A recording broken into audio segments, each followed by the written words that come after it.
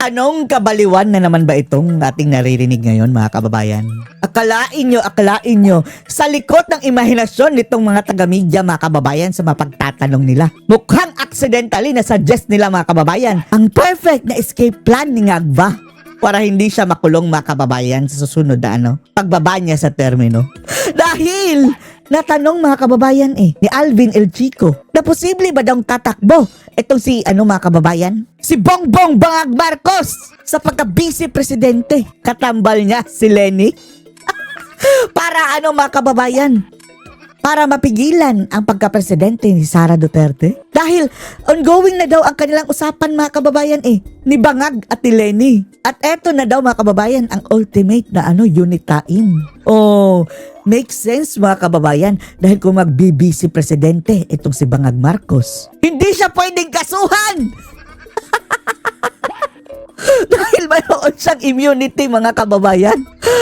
At hindi rin siya pwedeng sampahan ng impeachment, mga kababayan, dahil yung kasalanan mo sa impeachment ay yung kasalanan mo habang vice presidente ka. Paano kung wala na siyang gagawing masama, mga kababayan, habang vice presidente siya? Dahil kung ang pagkapanalo lang ang pag-uusapan, mga kababayan, madali nilang dadayain yan. Although kung makatotohanan, talo na yan si Bangag maging vice president. Pero pwede nilang i-Comelec magic, mga kababayan. At kung maging vice presidente na si Bangag, magpapalitan lang sila ng sitwasyon, mga kababayan. Siya naman ang magpapa-impeach kay VP Sara Duterte. At magkakaroon pa siya ng immunity dahil hindi siya pwede sampahan ng kaso. Impeachment lang, mga kababayan.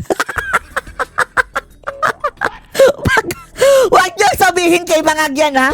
Baka magkaroon siya ng idea. Panoorin niyo po, mga kababayan. Pwede ba yung Lenny Bongbong? Remember, bukas pala pupunta yung presidente sa Naga. Alam mo yung si Bangag magbabice. Pwede Bangag, mga kababayan, magba-vice president. Dahil wala pong mga kababayan, restriction Wala, baka ganyan, no? Baka ganyan, mga kababayan, no? Magba-vice president, mga kababayan, si Bangag. Tapos, madali daw niyang panalunin, mga kababayan, dahil wala pa masyadong solid. And then, i-oust niya si Sara. Yan! Vice President Bangag Marcos. Tapos, Sara Duterte, siya naman ang mga kababayan, magpapa-impeach kay Sara. Babaliktad, mga kababayan, ngayon. Si Bongbong na oposisyon. natin. Kasi si President Bongbong, hindi pa naging vice president yan, di ba? Disgrasya! Pwede siyang mag-vice presidente. But what do you think of the combination? Posible, mga kababayan, kung talagang nabigyan natin ng idea, mga kababayan, ang Bangag. Kung gusto talaga niyang perpetuation in power. Dahil bago, mga kababayan, umupo si Sara, pwede siyang mag-set up ng mga tauhan dyan na unang buwan pa lang, ikukudita na agad niya. Maganda ba o pangit? Lenny Bongbong. Okay. Lenny Bong! Andito na si Libog. Libog, mga kababayan. Lenny Bongbong Marcos. Grabe, malikot talaga ang isip ng aking idol, si Boss Alvin. Malikot ang isip Malikot kasi yan Technically, pwede. Oo. What do I think of the combination? Palaka. I think that would be disastrous. Eto na. Disastrous. Talaga, mga inodoro, mga kababayan, mga reject. Bakit? Dahil again, papasok ngayon yung voter base. Ang voter base ng isang Lenny Robredo maaaring ma-turn off sa turn off talaga sa Bangag. pili sa isang Bongbong Marcos dahil Pero nandyan sa kanila ang makinarya at saka mga kababayan, pandaraya. Pero negative na nga, mga kababayan Hindi mananalo si Bongbong kung walang dayaan, mga kababayan. Pero ang problema, kaya nilang dayain, mga kababayan. ideological clash yan. They hardly agree on Lenny ideological Bongbong. things, no? And same with the Marcos voters. Baka ma-turn off kay Lenny, di ba? Sasabihin na, Lenny Lugaw, ba't nakipag-partner tayo dyan? But Lenny the most important Lugaw! reason bakit hindi ko type yung tambalang yan ay the only way, and again, the premise here, Boss Alvin, is sino kaya ang pwedeng makatalo or at least makapag-put up ng isang magandang laban? Pwedeng ipilit ni Bongbong, mga kababayan, dayain niya ang pagka-vice presidente talaga. That's a possibility. And then, siya naman ang magkukudita, mga kababayan. Kay VP Sara Duterte. Hindi naman siya kinudita ni Sara. Pero, yung mga ugali nila Bangag, posible nilang gawin. Ang Tapos sasabihin naman nila, mayroon akong immunity. Hindi ako pwede bakasuhan. ang isang No? Posible talaga mga kababayan maging escape yan ni Bangag dahil Vice President, di ba? Impeachable mga kababayan. Ipapa-impeach na lang siya. Lenny BBM tandem. Kaso lang, yung mga kasalanang ginawa niya mga kababayan sa yung naging presidente pa siya, hindi yan pwedeng grounds for impeachment. Paano kung hindi na siya mga kababayan, magkakalat. Wala na talaga siyang gagawin. So walang pwedeng sampa sa kanyang kasong impeachment. Dahil yung mga kaso dapat mga kababayan, yung ginawa mo habang vice president ka, hindi rin siya mai-impeach. Tapos protected pa siya, mamamatay na lang siguro siya mga kababayan. Hindi pa siya pwedeng makasuhan dahil mag-aantay pa tayo ng 6 years. At sa tingin natin mga kababayan yung katawan ni Bangag ngayon, mukhang kagaya ng panot na after na mga kababayan talagang deteriorated na nga ngayon. Binabalik mo na naman yung usapan sa continuity versus change. Oo, tama. Yan parati ang tema ng lahat ng election Continuity or change. Okay. Sige, on the So, dapat ibahin. Nabigyan natin ng Ikaw talaga, Alvin, ha? Nabigyan nyo ng idea si Bangag mga kababayan kung paano maka-escape ng pananagutan. Scholar. Dapat ibahin na natin yung kwento. Hindi na continuity versus change. Punta naman Survival! natin si Vice President Sara. Ano sa palagay mo ang maganda rin? Kasi hindi rin siya dapat makampante. Oo, tama. Sa ngayon, siya talaga ang formidable. But things change. Nag-change, hindi ho ba? Sa palagay mo, sino din ang magandang katandem niya? Maganda ba yung Duterte-Marcos? Duterte, Hindi! Ayaw namin! Amy Marcos, di ba? Or Scholar. dapat hindi Ayaw namin! Sinusuka namin yan. Amy maghanap siya ng Marcos. iba o Duterte Padilla o Duterte Ayaw din namin. Pero kung papipiliin kami, Marcos at Padilla, okay na lang ang Padilla. Pero kung mayroong iba mga kababayan, Bongo, Bongo Marcoleta, yan dapat. Go. Ano sa palagay mo? Okay, ideally, ang pinakamagandang katandem niya, again, ideally, is hindi yung ka-voter base niya. Kasi ceiling limit, kahit lamang siya, kahit perceived as strong candidate siya. Hindi Kayang mag-stand ba kababayan? Kayang mag-stand ng Sara Bongo. For example, she gets a Robin Padilla to run as her vice president. Wag lang si Robin, senador lang si Robin. Kailangan mga kababayan Sara nakakampi sa Senado. Again, yung value added niyan, maliit. Dahil lahat ng taong boboto kay Robin Padilla will vote for her anyway.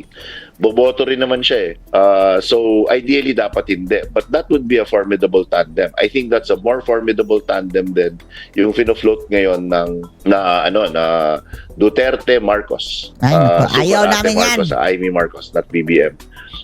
Tingin ko that would be Duterte Padilla would be better. Dahil number one, there is really still that hindi natin ma-deny na meron pa ring mga DDS na diskumpiyado kay Senator Amy. Ay, marami. Dahilan lang sa kanyang apelido. May mga diskumpiyado pa rin Marami. sa kanya.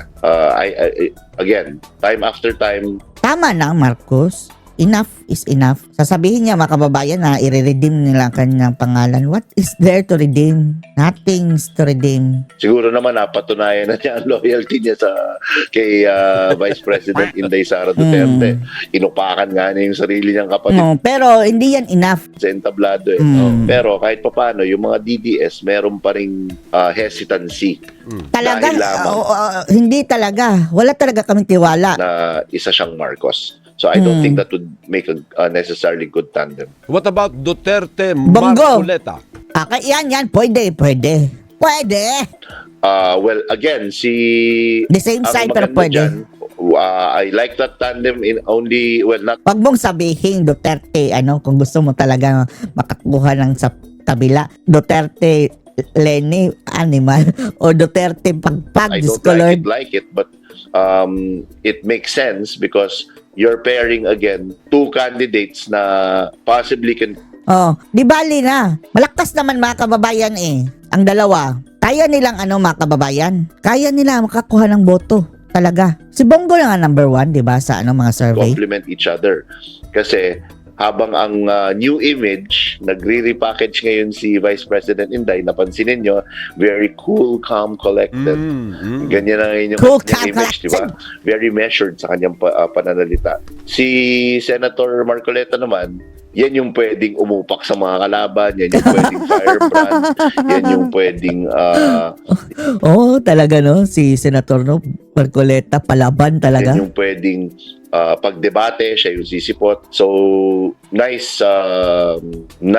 complementary pairing there. Opo. So, sa ngayon, yung Vice President Sara, mukhang nakikinig na, mukhang meron na siyang taga-ayos ng kanyang imahe. Kasi dati, di ba sabi, hindi nakikinig yan. Ang basa mo, Alan, meron na. Nagsimula na sila. Meron ng change in the image of the Vice President. Kinyo-curate na siya. Curate. Ganyan naman si Sara dati pa, mga kababayan. Di ba? Unti-unti na siya nagiging curated. 100%. 100% yan, Boss Alvin.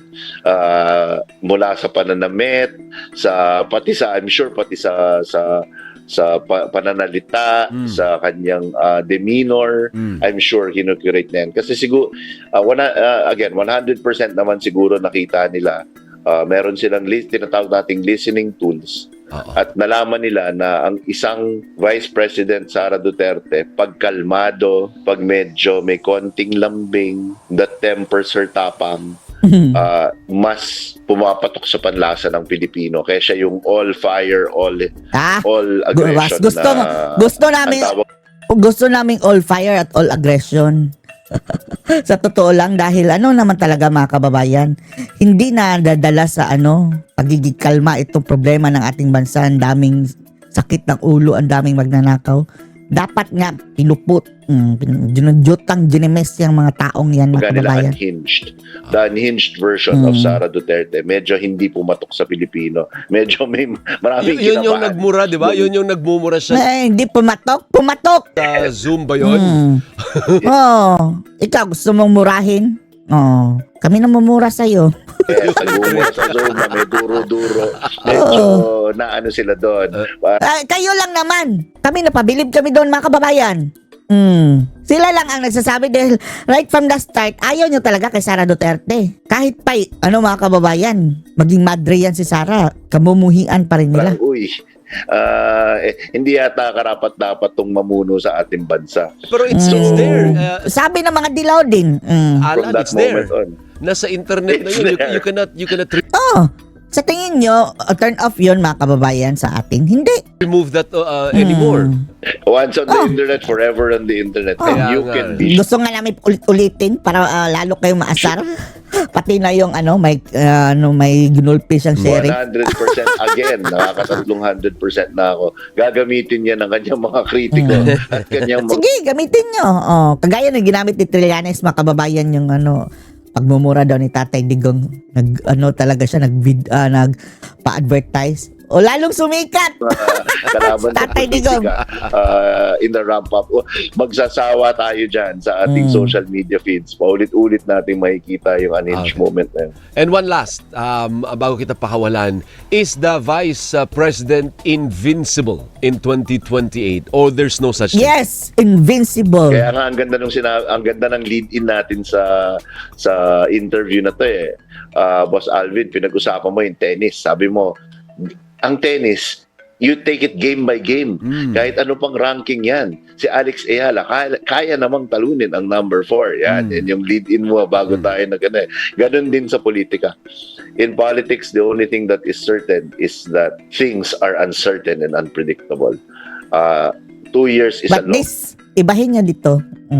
Sa suklam natin sa Marcos, mga kababayan, panalo na si Sara Duterte. time ramp up to election. Maaaring napakaraming inflection points na mangyari. Especially with an upcoming impeachment trial, not trial, hearings rather. Impeachment hearings coming up na maglalabas ng mga akusasyon, maglalabas ng resibo kung meron mang resibo. At once again, Sige, labas ka ng resibo. Mga Pilipino sa kakanood niyan. Dami pang pwede mangyari. There is no such thing as invincible. Except Sara Duterte. Andito na tayo. May mga frontrunner nang Andito na. nag-declare. Oo nga biglang parang na-energize lahat nung Gulat kayo? biglang nagdeklara ng kanyang presidential ambition si Vice Wow, presidential ambition. Kayo ang ambisyoso. President Sara Duterte. Tanong muna, as a strategist, was that a good move? O mukha Natural, good move. Yaman man lang na sinisiraan siya mga kababayan ideklara niya. Takot kasi ang ilan mga kababayan. Yung sinasabi nila, yung kadalasan na nagdedeklara ng maaga, natatalo daw mga kababayan dahil sinisiraan. Eto, si VP Sara hindi pa nagdedeklara, sinisiraan na mga kababayan. Pero hindi tumalab. Kaya ang strategy lang ngayon ni VP Sara Duterte mga kababayan, gamitin na lang niya yung persa ng kalaban mga kababayan na itinatapon sa kanya. Use them as her advantage. Parang judo mga kababayan, di ba? Gagamitin mo ang persa na yung kalaban para ipatumba siya. ang delikadong move yun. Ako, good move on two fronts. No? Siyempre, tayo political strategist, campaign strategist tayo. Medyo PR ang sagot ko dyan. Good move and bad move. Sa tingin natin, walang bad move doon mga kababayan. Whether or not magdeklara siya mga kababayan o hindi, sisiraan talaga siya. Double-sided yan, Idol Alvin. No? On one side, it's a good move dahil nakuha niya yung tinatawag nating narrative control. Nabago niya yung kwento. Ang nangyari dyan, from isang vice president na medyo nagugulpi-gulpi, na medyo inaakusahan. Hindi ka nagugulpi-gulpi, ginugulpi talaga.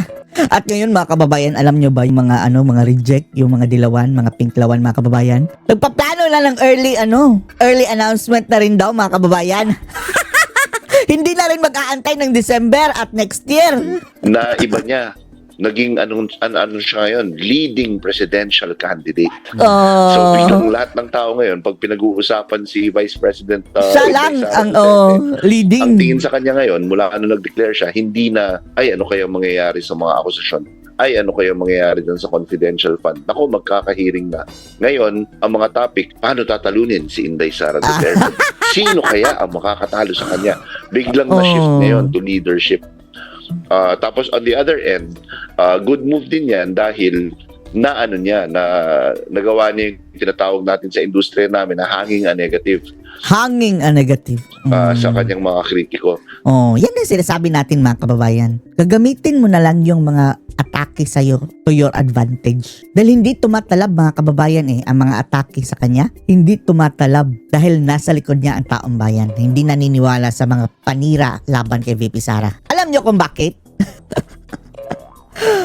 Bakit lumalakas si Sara? Pasalamat tayo kay Marcos. Dahil sa kajabluhan ni Marcos mga kababayan, kasamaan, kakurakutan, totally opposite sila ni Sara Duterte mga kababayan sa suklam ng mga tao. Pati na yung mga dilaw mga kababayan nagkukunwari lang. Suklam na yan kay Marcos. Lalong-lalo na itong talagang majority mga kababayan sa suklam ng mga tao kay Bongbong Marcos mga kababayan. Lalo tayong naglulong. Hindi lulong longing na mapalitan na ang bangag na ito at bumalik na ang isang Duterte leadership mga kababayan. Duterte leadership na bumaba sa pwesto si Tatay Digong na mayroong 88% trust rating at approval rating mga kababayan. Yan. So ngayon, kahit anong ibato sa kanya, kahit anong batikos, pwede ngayon niyang sabihin. Kaya ginagawa sa akin yan dahil nagdeklara ako. Scholar. No need to sabihin nga na Sara mga kababayan. Kahit pa hindi pa siya nagdeklara, alam na namin na ginagawa nila para pigilan si Sara na maging presidente. No need na yung sabihin ni Sara, alam na ng lahat yan. Politiko lang ito. Sinusubukan nilang hatakin pababa ang nangunguna. So medyo good move yun in that sense. Parang pinapalabas mo na as if na pinagtatakpan ni Sara kanya kasalanan. No! Talaga namang ganyan talaga. Kahit hindi pa siya nagdeklara. Ang negative side naman nun, parang napaaga. Dahil lahat naman ng... Kasi napaaga ang atake Kung hinayaan lang nila si Sara mga kababayan magtrabaho muna, sabi ni VP Sara, leave me alone. Hayaan nyo muna akong magtrabaho. Ayaw nila Hindi nila tinatantanan mga kababayan ng mga animal. Kaya ganyan. Pronouncement siya dati, sinasabi niya sa lahat ng interview niya, I will contemplate, I will decide, and I will make this announcement in December of 2026.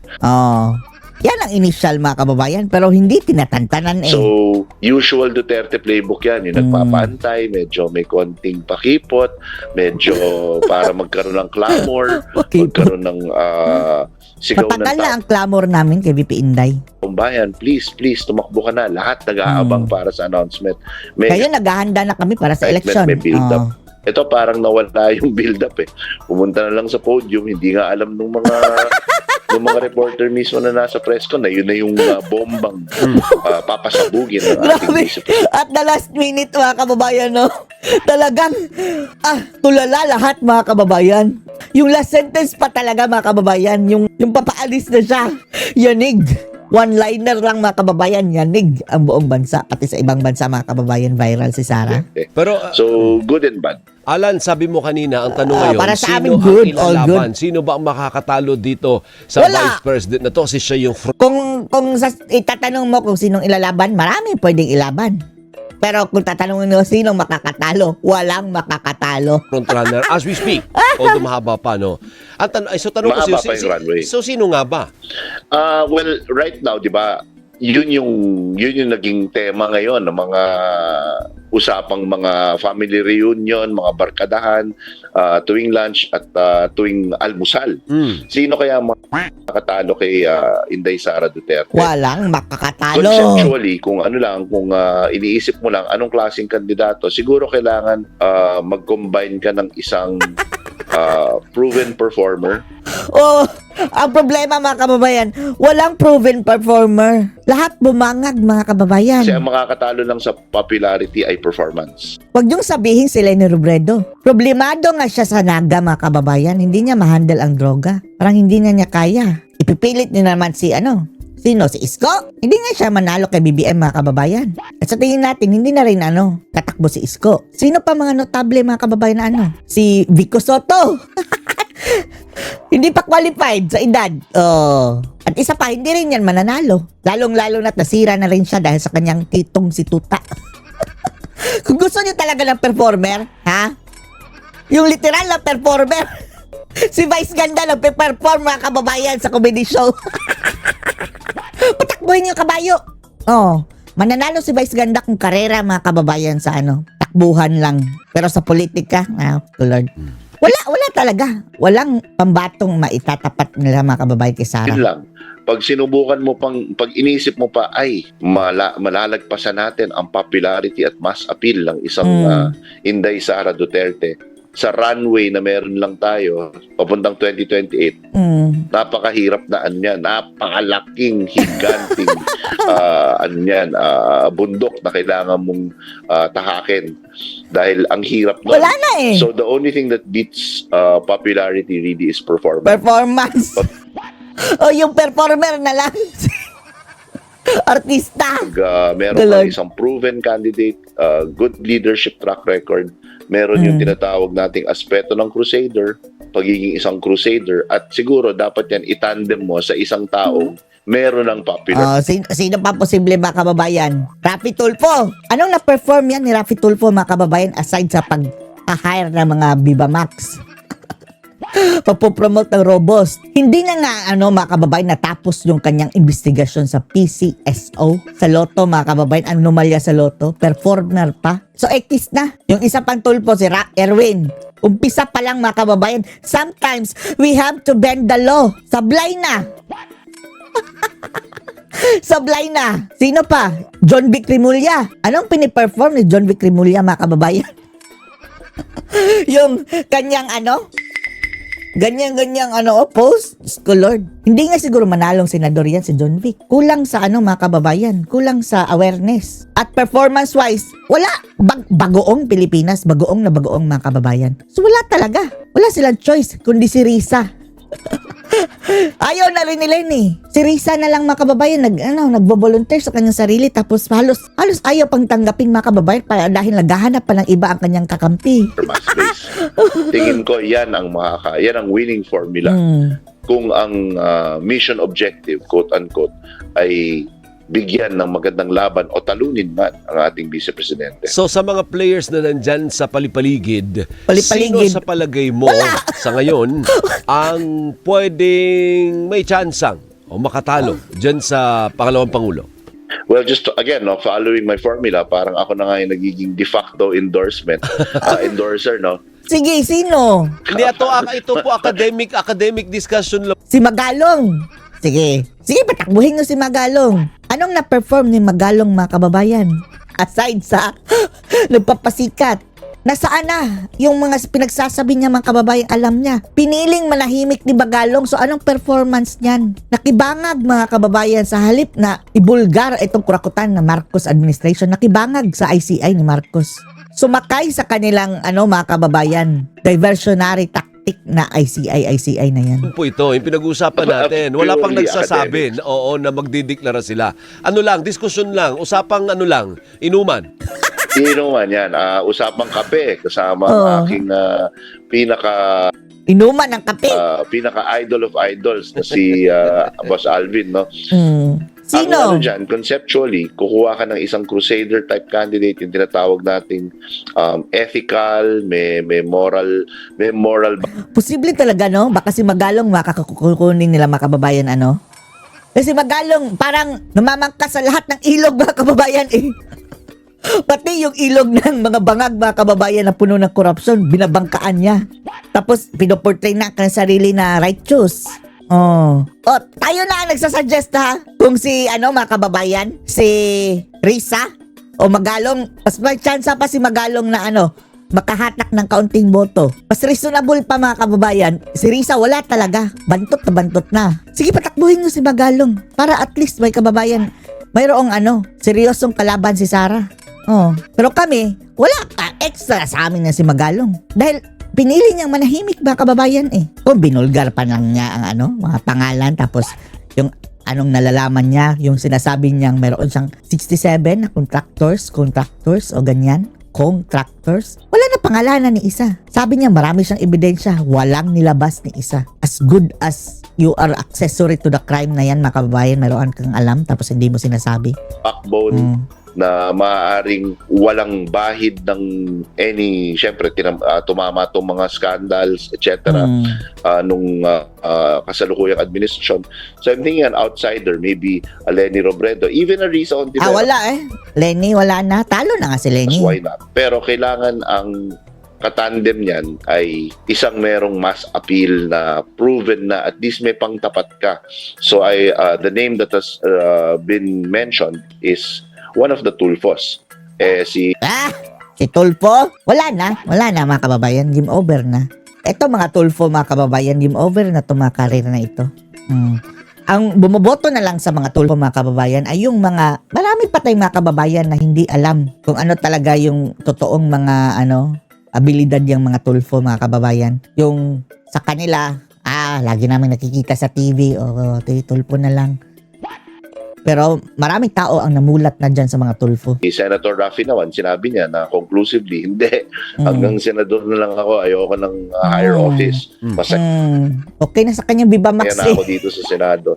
So, the one that's being floated is Walang din natin, ha? Pwede rin na mga kababayang nagkukunwari lang. Para kunwari pilitin, Senator Erwin. So, if you can imagine a tandem like Sige, 2 Tulfo na patakbuhin. President and Vice President. Lenny Robredo and Erwin Tulfo. Meron kang Tuli. Tulfo, Lenny. Tuli, tandem. 1-2 punch, so to speak. Kaya mong tapatan yung DNE mass appeal ng isang Duterte and at the same time, Sige, go na. Go na, patakbuhin na sila. Now na. Progressive, ethical crusader na appeal Diyos na ko, appeal Lord. naman. Anong ethical crusader niyan si Tulfo? Wala nga ka-ethics yan, mga kababayan. Convicted yan sa cyber libel. Anong ethics mo kung nanloko ka, mga kababayan, sa iyong identity? Tsaka naging TNT. Tsaka, kung si Erwin, naging US Army, mga kababayan. Malay ba natin, baka Amerikano pa yan, parang spy lang yan dito. Patok naman sa Gen Z voters. Hindi ka magiging US Army kung hindi ka naging US citizen, ha? So tingin ko, yun, good combo. So where does it leave Senator Bam Aquino or Secretary John Vic Remulla? Wala. Si Bam, mga kababayan, hindi nga yan manalo. Nalo pagka senador dati, di ba? 2019. Naalala nyo, 8 diretso? O 8 diretso sa Inidoro. Yan si Bam Aquino, mga kababayan. Kaya nga ngayon, parang nagkaano, mga kababayan, nag-change strategy. Nagpapasip-sip na, mga kababayan, sa mga Duterte. Oh, kahit hindi siya tinatanong, naglalabas siya, mga kababayan, ng mga statement na, hindi dapat daw, mga kababayan, dalhin sa dahig ang mga sa war on drugs, dito daw dapat litisin. Ayun, nagalit ang kanyang makakampi, mga kababayan. At pansin nyo, hindi na masyado umaatake talaga, mga kababayan, sa mga Duterte, si Bambam. Yan ang typical, mga kababayan, na kasabihan na kapag ang dilawan ay nagigipit sa Duterte kumakapit. That matter. Okay, both of them, disclaimer lang, both of them are my dear friends. So, kaibigan ko silang dalawa.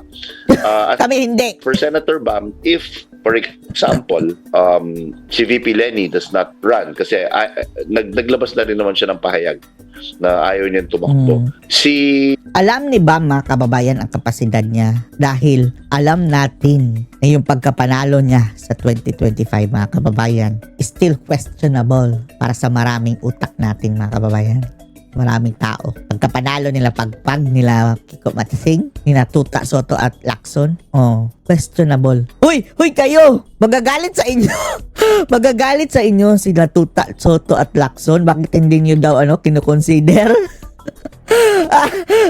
Sabi na Tuta, grabe ng pasikat namin. Inaaway na nga namin ang Supreme Court, tapos hindi nyo man lang kami kinukonsidera sa option.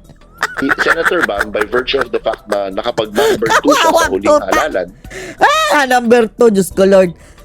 Questionable yun, mga kababayan. Pagkapasok nila, tapos sa party list, number 1, Akbayan. No, never in a wildest, mga kababayan, in the reality. Kung talaga makatotohanan yun, Akbayan, number 1, Diyos ko Lord. Assuming he can build on that base, then maybe he can take that place. But again, you have to tandem him with isang mass appeal, very popular on his or her own candidate. Sino?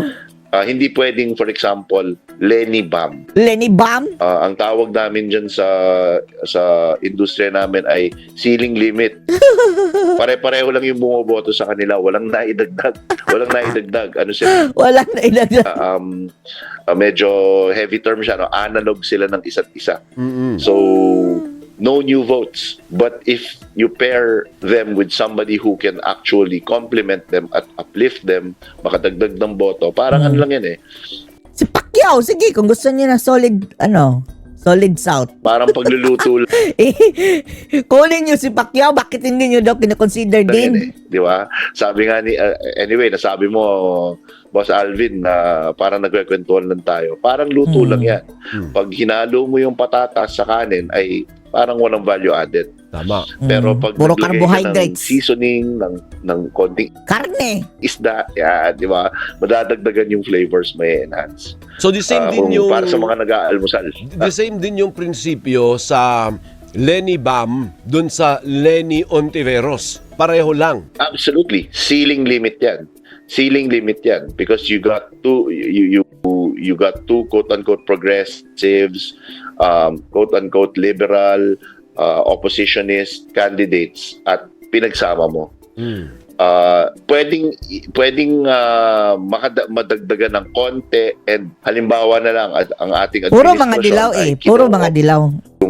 yung dalawang kandidato na yon at binuksan ng makinarya para sa mga gobernador, mga LGU, mga mayor, maaaring madagdagan. But it would really be ideal if you got somebody with different geographic strongholds. May madadagdag sila in terms of market, whether that be socio-political, Sige. DNE, Sige, isip-isip mo muna kayo kung sino. or age. So, mga bata or mga So far, mga kababayan, walang worth it. Worthy na enemy si Sara. matatanda ang nadagdag nila sa equation. Pero the truth is, the same people na boboto sa isang Lenny Robredo ay yun din ang boboto sa isang Bam Aquino. No? Well, thank you. Maraming salamat. Mabuhay ka, Alan Herman. Mabuhay ka hanggat gusto mo. O anong masasabi niyo dito, mga kababayan? Post comments below.